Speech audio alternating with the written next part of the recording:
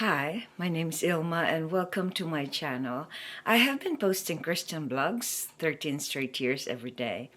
Today I'd like to share Daniel 11 verses 20 to 28. And here is the word of God. Then shall arise in his place one who shall send an exactor of tribute for the glory of the kingdom. But within a few days he shall be broken, neither in anger nor in battle. In his place shall arise a contemptible person to whom royal majesty has not been given. He shall come in without warning and obtain the kingdom by flatteries. Armies shall be utterly swept away before him, and broken even the prince of the covenant. And from the time that an alliance is made with him, he shall act deceitfully, and he shall become strong with a small people. Without warning, he shall come into the richest parts of the province, and he shall do what neither his fathers nor his fathers' fathers have done, scattering among them plunder, spoil, and goods. He shall devise plans against strongholds, but only for a time. And he shall stir up his power and his heart against the king of the south with a great army. And the king of the south shall wage war with an exceedingly great and mighty army. But he shall not stand, for plots shall be devised against him. Even those who eat his food shall break him. His army shall be swept away, and many shall fall down slain. And as far as the two kings, their hearts shall be bent on doing evil. They shall speak lies at the same table, but to no avail, for the end is yet to be at the time appointed. And he shall return to his land with great wealth, but his heart shall be set against the holy covenant, and he shall work with his will and return to his own land. Daniel 11:20 to 28. Here's my insight on these following verses.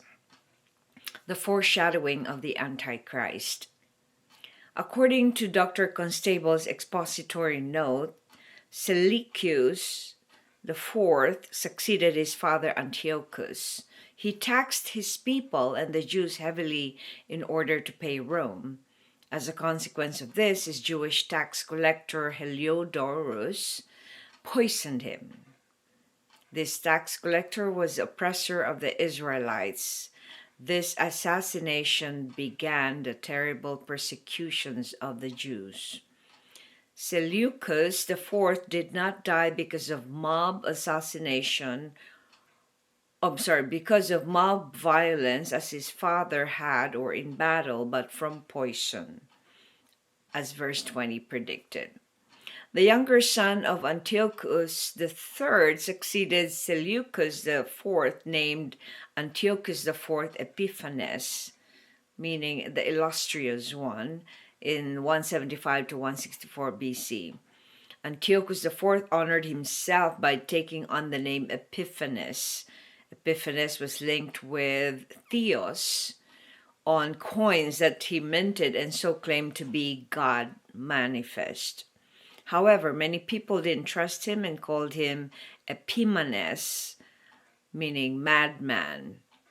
The throne rightly belonged to one of the sons of Seleucus IV, the former king and brother of Antiochus IV, but Antiochus IV seized it for himself and had himself proclaimed king. He persuaded the leaders of Syria to allow him to rule since Demetrius, the eldest son of Seleucus IV, was being held hostage in Rome. In this way, through scheming to gain power, he secured a throne for himself. The great persecution under Antiochus Epiphanes and his devastating influence on the Jews made him the Antichrist mentioned in Daniel 8:9 to 12 and Daniel 8:23 to 25, making him the foreshadowing of the Antichrist. During his tenure as king, Syria was in decline and Rome gained power. According to Biblical Archaeological Society, Antiochus Epiphanes claimed to be Zeus incarnate. He desecrated a temple by offering a pig for Zeus in it. Reflection. Which dictator in our times today do you compare to Antiochus IV Epiphanes, and why?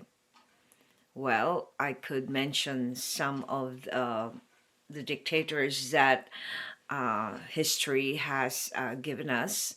Adolf Hitler, we know that he is often cited in modern comparisons like a genocidal policy against the Jews and dictatorial rule as seen by as many modern echo of the evil embodied by Antiochus IV.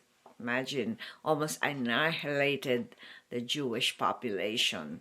He had his hatred for the Jews, and that Holocaust, he killed a lot of Jews, and that by having this concept that he needed to change the the children so that they could become geniuses and extraordinarily different.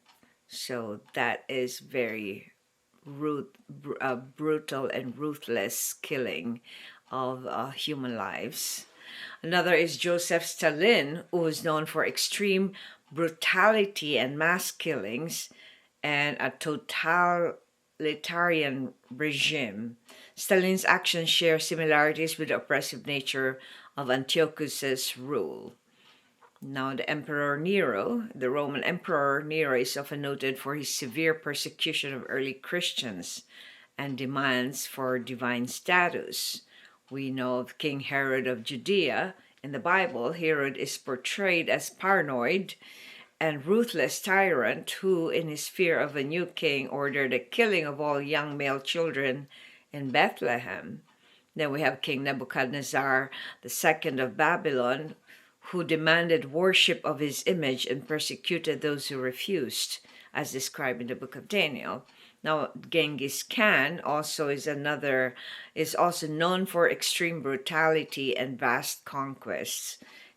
Genghis Khan is another historical figure often mentioned for his capacity for evil and tyranny. So those are the things that I have researched on that could be compared to Antiochus the Fourth Epiphanes.